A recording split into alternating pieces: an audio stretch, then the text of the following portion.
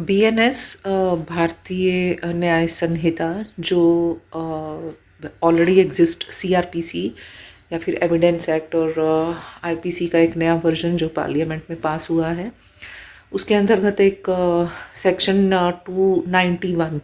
BNS का एक video float हो रहा है जिसका स्क्रीनशॉट हम इस पे शेयर कर रहे हैं। ये एक फॉल्स न्यूज़ है जो बहुत ज़्यादा पैनिक क्रिएट कर रही है और शायद ये इसी इंटेंशन से बनाया गया है, क्योंकि एक स्ट्रे डॉग हेट जो लॉबी है वो ये इस तरह के वीडियोस या इस तरह की कुछ फॉल्स इन्फॉर्मेशंस काफ़ी शेयर कर रहा है आजकल। इसके लिए मैं क्लैरिफाई कर रही हूँ कि काफ़ी ये जो बीएनएस है उसमें सीआरपीसी और एविडेंस एक्ट और आईपीसी काफ़ी सिमिलर हैं, उसमें माइल्ड से चेंजेस किए गए हैं, लेकिन जो सेक्शन 291 बता रहे हैं वो बिल्कुल हूबहू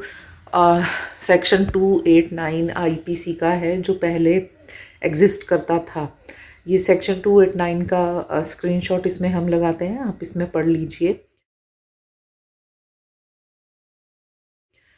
एक और क्लैरिफिकेशन है कि ये कॉग्निजेबल ऑफेंस है,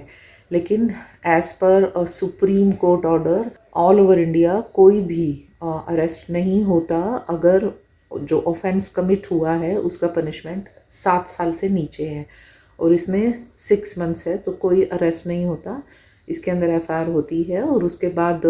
अगर चार्जशीट फाइल हो तो उसके बाद आगे केस चलता है। लेकिन हमारी जुडिशरी पे बहुत विश्वास है और सबको है, तो वहाँ पर काफ़ी एविडेंस और प्रूफ देखे जाते हैं, उसी तभी ही ये केस आगे चलता है और बढ़ता है। दूसरी एक बात कि जो इस वीडियो में उन्होंने पोजेशन वर्ड यूज़ किया है, ओनरशिप, वो ही पोजेशन वर्ड 289 में भी था, तो इसमें कुछ नया नहीं है। और स्ट्रीट डॉग कभी भी किसी वॉलंटियर की पोजेशन में नहीं होते, तो इस बात से बिल्कुल मत डरिए। आप स्ट्रीट डॉग को फीड करते हैं या स्ट्रीट डॉग का केयर करते हैं, उसमें अगर कोई बाइट होती है, इसमें आपका कुछ लेना देना नहीं है, इसमें आपको कभी भी ऑफेंस रजिस्टर नहीं हो सकता। एक पंजाब और हरियाणा हाई कोर्ट का ऑर्डर है, ये केस आप ऑनलाइन भी पढ़ सकते हैं, in Sonia Rogers versus state of Haryana में, जहाँ पर इस लेडी के विरुद्ध पुलिस ने सेक्शन 289 पे एक एफआईआर की थी, क्योंकि जो कम्युनिटी डॉग, स्ट्रे डॉग जिनको वो खिलाती थी, उन्होंने किसी को बाइट किया था, तो वो पुलिस के अगेंस्ट फिर ये हाई कोर्ट में क्वॉशिंग का केस डाला गया सेक्शन 482 के अंडर। तो वहाँ पर क्वॉशिंग में हाई कोर्ट ने ये ऑर्डर में साफ साफ लिखा है कि ये पढ़ के बताती हूँ मैं, feeding and sterilization is a voluntary service and is for the welfare of the society, and as per ABC rules ये स्ट्रीट डॉग के लिए जो कोई भी फीडर, कोई भी वॉलंटियर, कोई भी केयरटेकर रिस्पॉन्सिबल नहीं है, क्योंकि उनकी पोजेशन में ये डॉग नहीं है, उनकी कोई ओनरशिप नहीं है, और ये एफआईआर क्वॉश की गई थी। और इसके अंदर सेक्शन 289 में एक दो कुछ गलत एफआईआर पुणे में भी हुई हैं, तो मैंने कंप्लेंट भेजी थी animal welfare board of India को, और AWBI का उसमें एक लेटर भी है for the state board in Maharashtra कि आप पुलिस के लिए कि section 289 is only pertaining to the owners of the dog. तो जो पेट डॉग के ओनर हैं,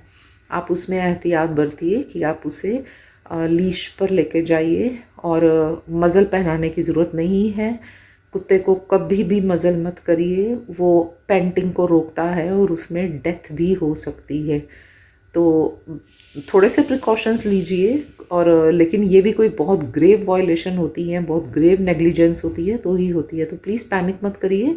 और डरिए मत। और किसी भी इस तरह के वीडियोस फ्लोट होते हैं उसको एक पिंच ऑफ सॉल्ट से लीजिए कि ये डॉग हेटरेट लॉबी जो है दे आर एट इट,